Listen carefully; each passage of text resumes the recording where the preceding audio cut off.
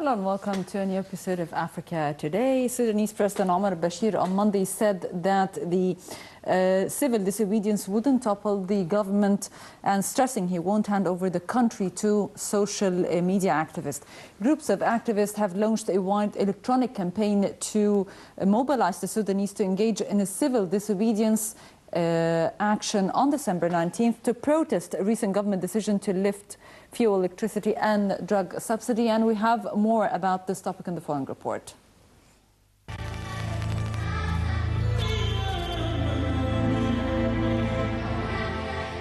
The situation was further complicated in Gambia after President Yahya Jammeh's political party filed a legal challenge to the president election result that made opposition figure Adama Barrow the winner.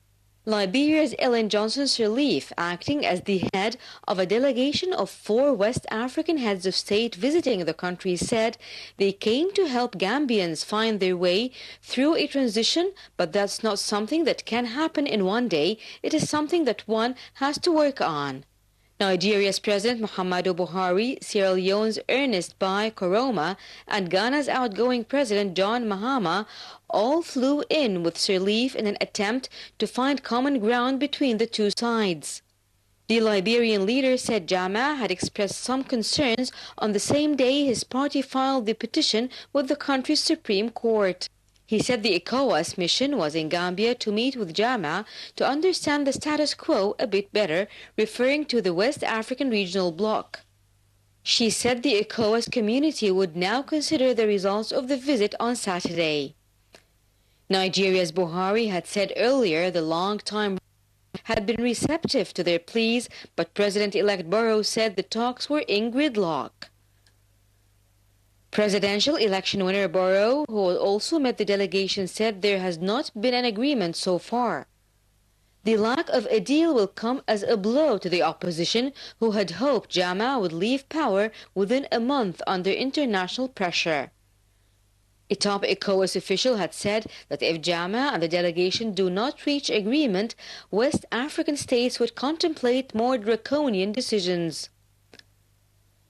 Jammeh had surprised observers by initially conceding defeat in the poll, but then reversed his stand last Friday, triggering an avalanche of international condemnation and a multitude of calls for him to cede power peacefully.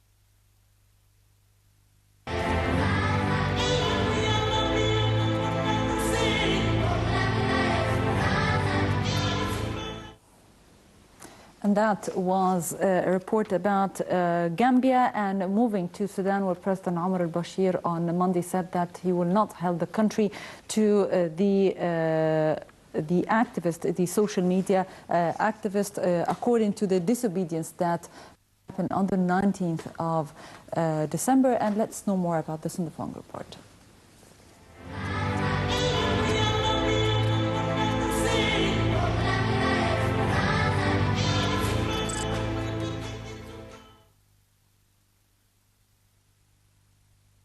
In his address before a crowd in Sudan's eastern city of Kassala on Monday, Sudan's President Omar al-Bashir said the government would not be overthrown by social media activists. He challenged the opposition to take to the streets, saying he is certain they won't because they are aware of what had occurred in the past.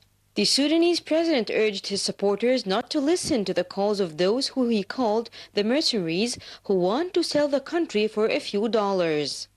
Al-Bashir's speech in Kassala was the first of its kind since the government announced the second austerity plan in November. The government decision stirred up large protests across Sudan last month. Also, large segments of the Sudanese had engaged in a 3-day civil disobedience action from the 27th to the 29th of November.